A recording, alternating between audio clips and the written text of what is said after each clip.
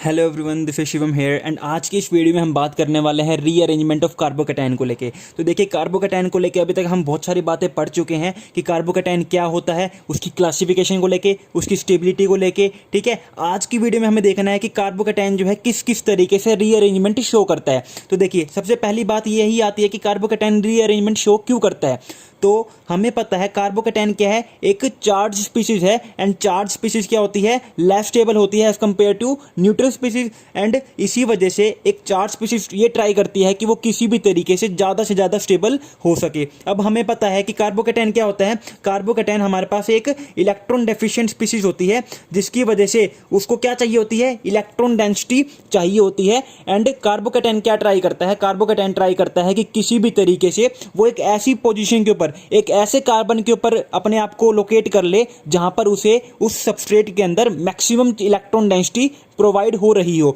इसी वजह से हमारे पास कार्बोकैटायन क्या करता है, रीअरेंजमेंट्स शो करता है। अब क्वेश्चन अराइज होता है कि कितनी तरीके से, किस किस तरीके से हमारे पास कार्बोकैटायन जो है रीअरेंजमेंट शो कर सकता है। तो हमारे पास देखिए, मेनली अगर मैं ब्रीफ बताऊं तो दो तरीके हैं जिसके थ्रू कार्बोकैटायन रीअरेंजमेंट शो करता है। सबसे पहले शिफ्टिंग के थ्रू एंड दूसरी बात हमारे पास क्या, कॉन्ट्रैक्शन एंड एक्सपेंशन के थ्रू। तो देखिए, अगर मेरे पास एक एसाइक्लिक कार्बोकैटायन है, अगर मेरे पास एक एसाइक्लिक कार्बोकैटायन है तो वो शिफ्टिंग के तरीके से अपने आप को रीअरेंज करता है। अब वो शिफ्ट कौन कौन से शो कर सकता है, तो देखिए वो हमारे पास बेसिकली 3 डिफरेंट टाइप की शिफ्ट शो करता है। सबसे पहले क्या, 1,2 हाइड्राइड शिफ्ट। पहली तो हमारे पास है 1,2 हाइड्राइड शिफ्ट। सेकंड हमारे पास होती है 1,2 phenyl shift, 1,2 phenyl shift. And third हमारे पास होती है 1,2 मिथाइल शिफ्ट।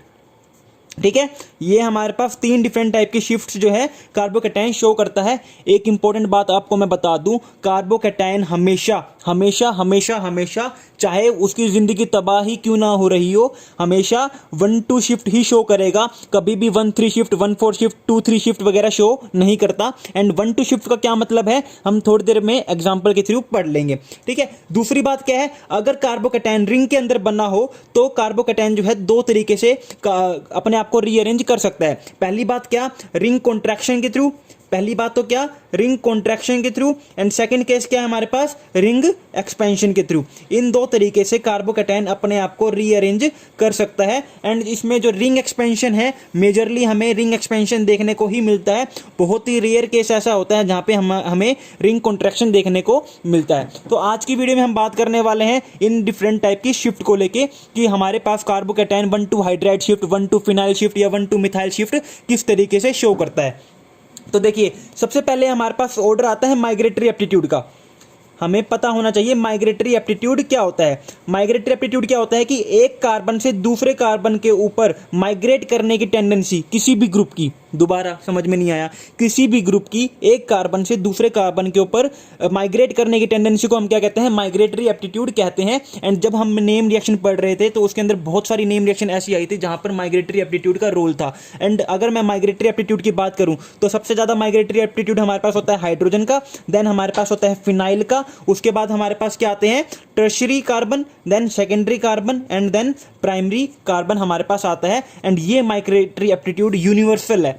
ये माइग्रेटरी एप्टीट्यूड हमारे पास क्या है, यूनिवर्सल है। हमेशा माइग्रेटरी एप्टीट्यूड का ऑर्डर यही रहता है, except Baeyer Villiger oxidation. Baeyer Villiger oxidation के अंदर हमारे पास फिनाइल का माइग्रेटरी एप्टीट्यूड हाइड्रोजन से ज़्यादा हो जाता है। ये चेंज हमें देखने को मिलता है। एंड ये चीज़ मैंने आपको अच्छे से ऑलरेडी बताई हुई है, करवाई भी हुई है जब हम डिफरेंट नेम रिएक्शन पढ़ रहे थे। उसके बाद अगर मैं बात करूं माइग्रेटरी एप्टीट्यूड की, तो एक मोस्ट इंपॉर्टेंट बात क्या है कि मान लीजिए मेरे पास कोई और ग्रुप है, ना तो हाइड्राइड है, ना फिनाइल है, ना ही मेरे पास कोई tertiary carbon, secondary carbon, primary carbon है, उसके अलावा मेरे पास कोई और ग्रुप है। तो उन केसेस में क्या करना है, मान लीजिए मेरे पास एक तो है नाइट्रोबेंजीन, एक तो मेरे पास क्या है, नाइट्रोबेंजीन है, और एक मेरे पास मान लीजिए मिथॉक्सीबेंजीन है, एक मेरे पास क्या है, मिथॉक्सीबेंजीन है। अब आपके सामने ये क्वेश्चन आ जाए तो आप तो सच्चे में ये कह दोगे कि मैंने तो आपको ये बताया नहीं था कि ऐसे डिफरेंट टाइप के ग्रुप आ जाए तो उनका माइग्रेटरी एप्टीट्यूड कैसा रहेगा। तो देखिए, एक सिंपल सी लॉजिक की बात है, हमेशा उस सब्स्टिट्यूएंट का माइग्रेटरी एप्टीट्यूड ज़्यादा होता है जिसके पास इलेक्ट्रॉन डेंसिटी क्या होती है, हाई रहती है। जितनी ज़्यादा इलेक्ट्रॉन डेंसिटी उतना ही ज़्यादा उसका माइग्रेटरी एप्टीट्यूड। ठीक है, समझ में आ गया आपको। जितनी ज़्यादा इलेक्ट्रॉन डेंसिटी रिंग के ऊपर उतना ही ज़्यादा उसका क्या होगा, माइग्रेटरी एप्टीट्यूड हो जाएगा। अब हमें पता है कि जो हमारे पास नाइट्रो ग्रुप है ये कैसा ग्रुप होता है, ये हमारे पास इलेक्ट्रॉन विड्रॉइंग ग्रुप होता है। एंड मिथॉक्सी ग्रुप कैसा है, ये हमारे पास इलेक्ट्रॉन डोनेटिंग ग्रुप होता है। तो अब हमें पता है कि हमारे पास इस रिंग के ऊपर, इन दोनों रिंग के अंदर किसके अंदर इलेक्ट्रॉन डेंसिटी ज़्यादा होगी, ऑब्वियस सी बात है इस केस में हमारे पास इलेक्ट्रॉन डेंसिटी रिंग के ऊपर ज़्यादा है, तो माइग्रेटरी एप्टीट्यूड भी किसका ज़्यादा होगा, मिथॉक्सी बेंजीन का माइग्रेटरी एप्टीट्यूड भी ज़्यादा होगा। सबको समझ में आ गई माइग्रेटरी एप्टीट्यूड की सारी अच्छी बातें। क्या क्या कि माइग्रेटरी एप्टीट्यूड सबसे ज़्यादा हाइड्रोजन का, देन फिनाइल का, एंड देन हमारे पास tertiary carbon, secondary carbon and primary carbon. And अगर मेरे पास कोई और ग्रुप प्रेजेंट है इनके अलावा, तो उनके अंदर अगर मुझे कंपेरिजन करवाना हो तो कैसे कंपेयर कराऊंगा, on the basis of electron density. जिसकी इलेक्ट्रॉन डेंसिटी जितनी ज़्यादा उसका माइग्रेटरी एप्टीट्यूड उतना ही ज़्यादा। अब देखिए एक जनरलाइज वे में आपको बता देता हूं कि माइग्रेशन कैसे करवाना होता है। मान लीजिए मेरे पास ग्रुप है, यहाँ पे कार्बन है, CH3 है, यहाँ पर हाइड्रोजन है, यहाँ पर हाइड्रोजन है, यहाँ पर मेरे पास CH2 पॉजिटिव है। ठीक है, अब देखिए एक इंपॉर्टेंट बात और, क्या इंपॉर्टेंट बात है, माइग्रेटरी एप्टीट्यूड मैंने आपको बताया हाइड्रोजन का ज़्यादा होता है as compare to methyl group, ये सबको समझ में आ गई। लेकिन माइग्रेशन कब होगा, माइग्रेशन सिर्फ उन्हीं केस में पॉसिबल होगा जब माइग्रेशन करवाने के बाद मेरे पास जो कार्बोकैटायन बन रहा है वो मोर स्टेबल है देन इट्स प्रीवियस वन। ठीक है, अब देखिए समझाता हूँ मैं कैसे। अब देखिए यहाँ पे मेरे पास मिथाइल ग्रुप है, यहाँ पे मेरे पास क्या हाइड्रोजन ग्रुप है, तो माइग्रेटरी एप्टीट्यूड किसका ज़्यादा, हाइड्रोजन का ज़्यादा। तो हाइड्रोजन क्या करेगा, यहाँ से माइग्रेट कर जाएगा इस कार्बोकैटायन, इस कार्बन के ऊपर जिसके ऊपर कार्बोकैटायन फॉर्मेशन हो रही है। एंड ऑब्वियस ही बात है यहाँ पर जो है ये H नेगेटिव की फॉर्म में निकलेगा, यहाँ पर किसकी फॉर्म में निकलेगा, हाइड्राइड की फॉर्म में निकलेगा। तो इस कार्बन के ऊपर क्या बन जाएगा, एक पॉजिटिव चार्ज बन जाएगा। सबको समझ में आ गई, सबको समझ में आ गई मैंने क्या कहा, यहाँ पर हाइड्राइड की फॉर्म में मेरे पास ये निकल जाएगा एंड मेरे पास क्या बन जाएगा, इस कार्बन के ऊपर क्या आ जाएगा, कार्बोकैटायन फॉर्मेशन हो जाएगी। अब मैंने कहा था कार्बोकैटायन रीअरेंजमेंट तभी पॉसिबल है जब मेरे पास जो कार्बोकैटायन बना है वो मोर स्टेबल हो पहले वाले कार्बोकैटायन से। तो देखिए ये वाला कार्बोकैटायन कैसा है, यहाँ पर मेरे पास ये प्राइमरी कार्बोकैटायन है एंड अब मेरे पास जो ये कार्बोकैटायन बना है ये कैसा कार्बोकैटायन है, सेकेंडरी कार्बोकैटायन है। और ये सेकेंडरी कार्बोकैटायन ज़्यादा स्टेबल होता है as compare to primary carbocation and इसी वजह से ये रीअरेंजमेंट पॉसिबल होती है। अगर मैं इस सेकेंडरी कार्बोकैटायन को प्राइमरी कार्बोकैटायन में लेकर जाना चाहूं रीअरेंजमेंट के थ्रू, तो ये कभी भी पॉसिबल नहीं होगा। क्यों, क्योंकि मोर स्टेबल से लेस स्टेबल की तरफ कभी भी कोई चीज़ जाना नहीं चाहेगी।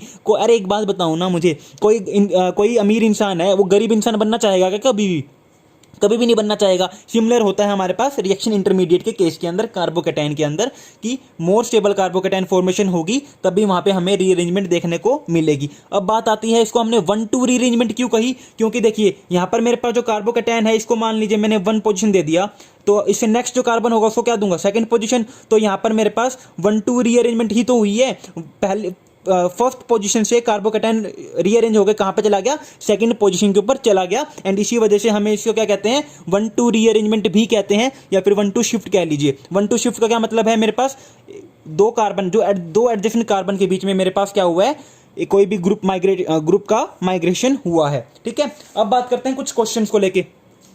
ठीक है, कुछ क्वेश्चंस को लेके बात कर लें ताकि थोड़ा सा आपको रीअरेंजमेंट में हाथ खुल जाए। अब देखिए रीअरेंजमेंट करना है, मान लीजिए मेरे पास कोई भी एक रिएक्शन दी हुई है, रिएक्शन के अंदर मान लीजिए ये कार्बोकैटायन मेरे पास बन गया।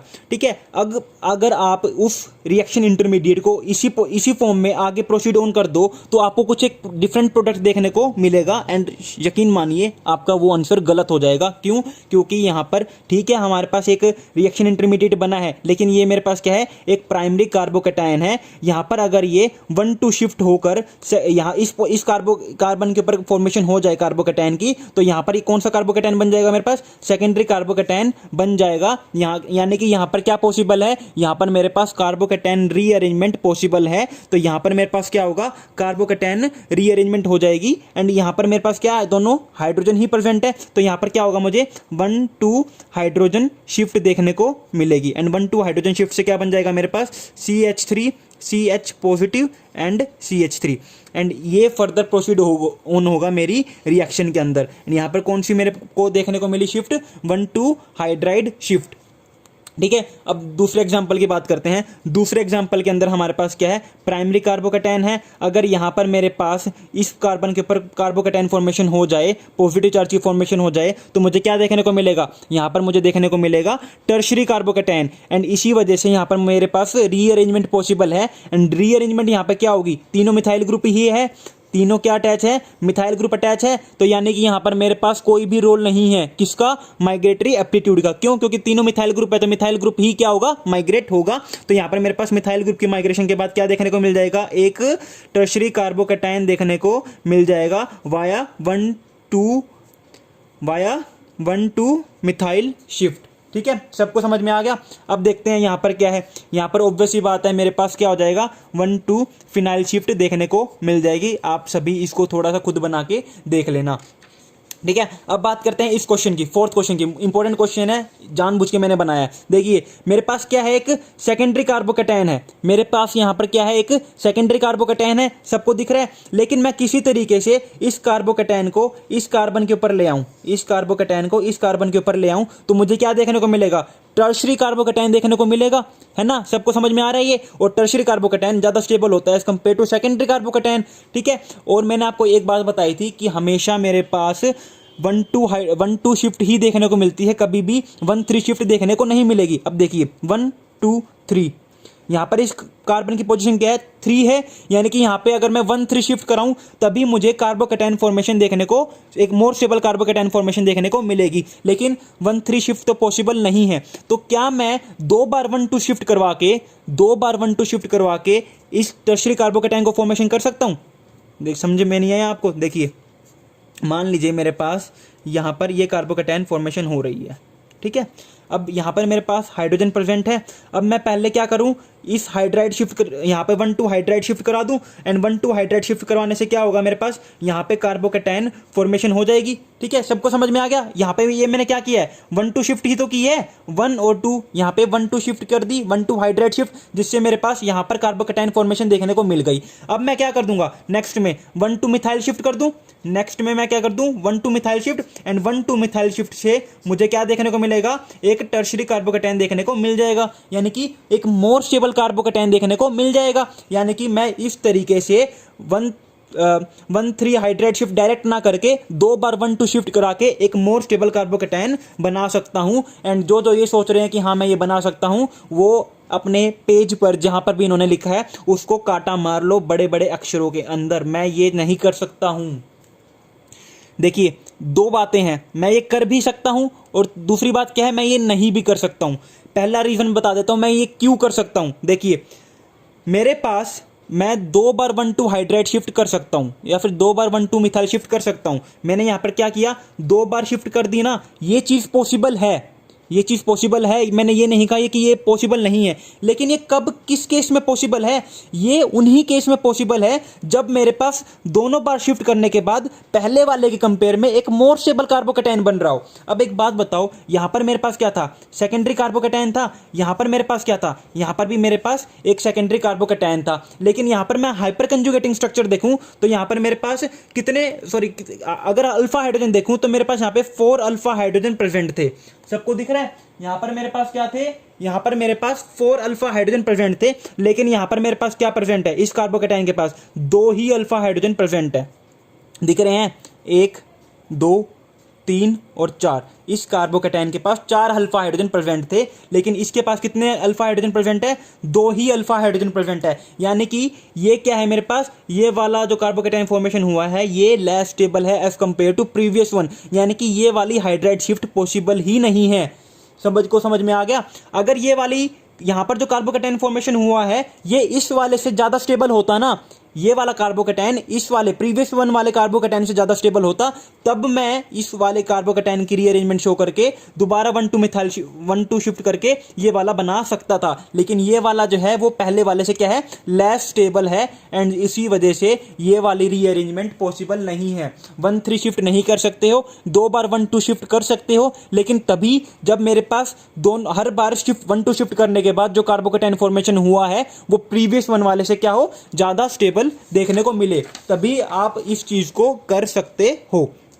ठीक है, अब देखिए एक क्वेश्चन देता हूं मैं आपको, अच्छा सा आपको बताना है किस तरीके की हमें रीअरेंजमेंट देखने को मिलेगी। यहाँ पर मेरे पास एक कार्बोकेटायन है, यहाँ पर एक CH3 है, यहाँ पर हाइड्रोजन है एंड यहाँ पर मेरे पास फिनाइल ग्रुप प्रेजेंट है। एंड अब मुझे पूछा हुआ है कि बताओ यहाँ पर कौन सी कार्बोकेटायन रीअरेंजमेंट देखने को मिलेगी। तो देखिए यहाँ पर रोल आता है मेरे पास माइग्रेटरी एप्टीट्यूड का। क्यों? क्योंकि मेरे पास यहाँ पर तीनों क्या है, डिफरेंट ग्रुप प्रेजेंट है। एक फिनाइल है, एक मिथाइल है एंड एक हाइड्रोजन है। अब एक सिंपल सी बात है, सबको ये समझ में आना चाहिए कि हाइड्राइड शिफ्ट जो है, मैंने आपको कहा था हाइड्रोजन का माइग्रेटरी एप्टीट्यूड सबसे ज़्यादा होता है as compare to other migrating group.